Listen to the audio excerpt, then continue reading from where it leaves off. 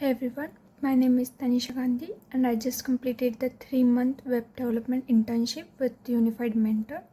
I wanted to share my honest experience and some of the key takeaways from this journey.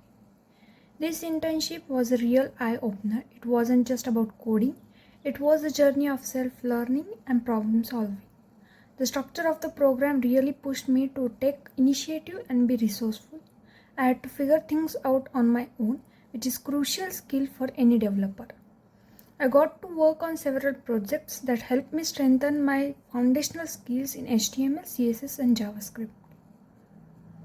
The experience of building projects from scratch and troubleshooting issues as they came up was a valuable part of my growth.